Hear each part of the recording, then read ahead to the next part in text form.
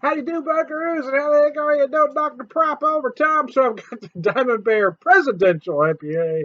I'm going to read just a little from their website.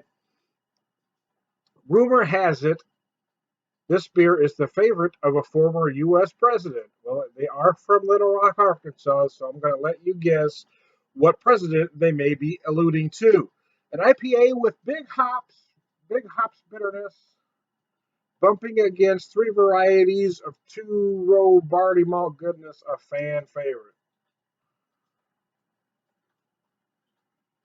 My wife's in the background kind of making fun of me as I go here. Nice malty on the nose, not what you typically get from an IPA anymore. This, I'm going to say, more of an older school. I don't have great lighting in here. It seems to appear more of an amber when I look at it on the screen. I think it's probably more of a deep golden, but maybe kind of an amber like. Who knows, man?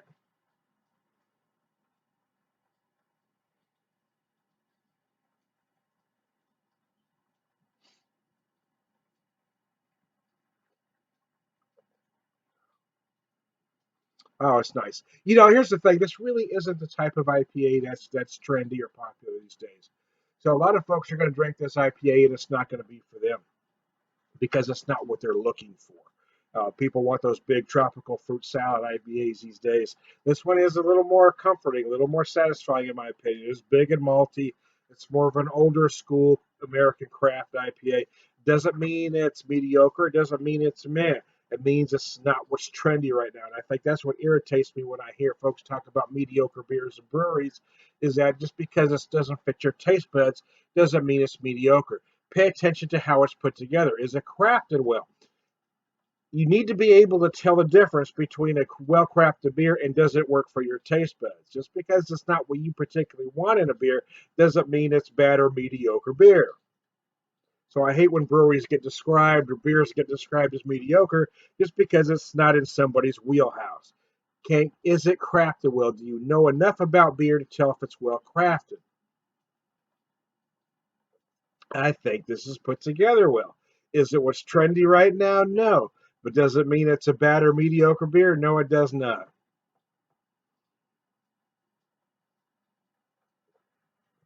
There is a lot of malt going on here, though. I got to tell you, there is some hops, um, but it comes at you in a different place than again what's trendy today.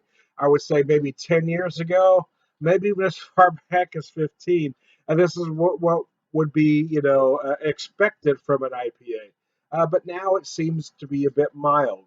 There something wrong with that? No, man. There's room for everybody on the playing field.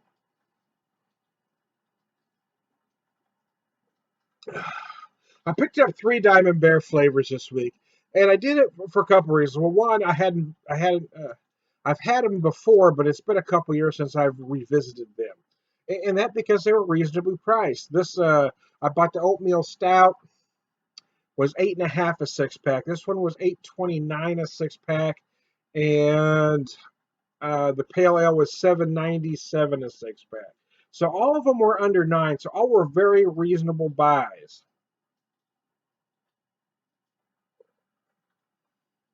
Sometimes you can get a good craft beer for, between $8 to $9, although there many are priced between 10 to 15 these days. Uh, More expensive doesn't necessarily mean better. It may mean it's a trendier version of a style, and it may be that's what folks want these days, but it doesn't make it a better beer. Oh gosh, this is nice though. It is nice because I hadn't had it for a couple of years, so it kind of feels good. That and in fact, it's only about 32, 33 degrees out there today. And it's a little chilly on the willy. It's the time of the year where my balls like to reside in my lower intestine until spring. So I don't want that big light tropical fruit, tropical fruit salad, pale or IPA. I want something with a little more meat on its bones. And that's what this IPA does. It gives me something that's a little more solid, a little more satisfying. Um, I won't say more flavorful, but it's flavorful in a different way. While those others are heavy on the hops, this one gives me some more malt. It's more meat and potatoes, less kale. You know what I'm saying? That's kale. I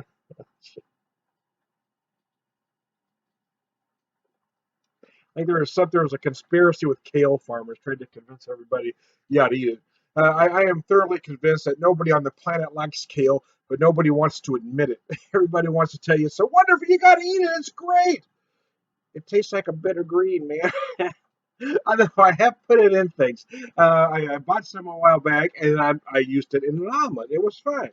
But then I added some cheese and some other things that weren't as good. So my kale, I did a kale cheese. You got to put some cheese on there. I think kale by itself is awful. I think the kale farmers are trying to put the wool over our eyes, man.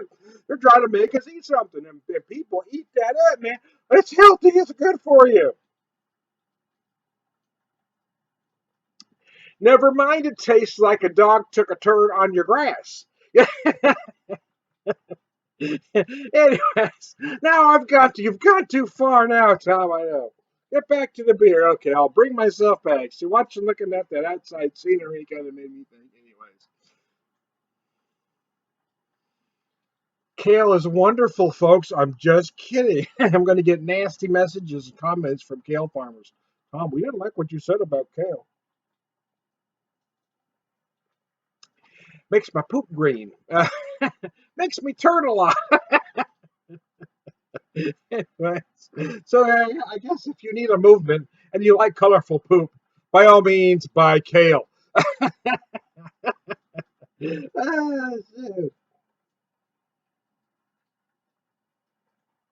whatever happened to spinach, man? And I think it's one of those things that the kale lobby became more powerful than the spinach lobby.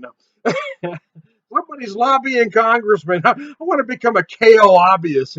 Hey, this tastes really bad, but you can convince people it's good.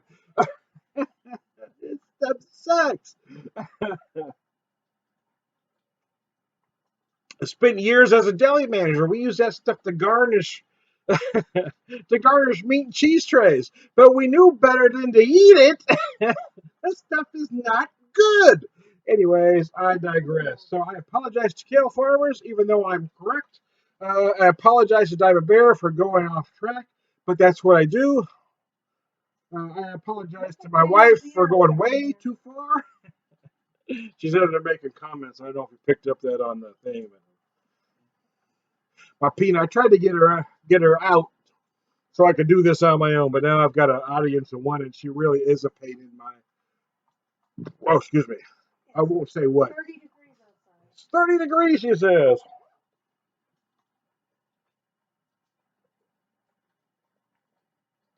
Ah. Whew, so we did manage to finish the whole beer. So, hey, I am the Beer Whisperer. I approve everything I said. If you have a problem with it, that's really on you, man. I can't control what you think.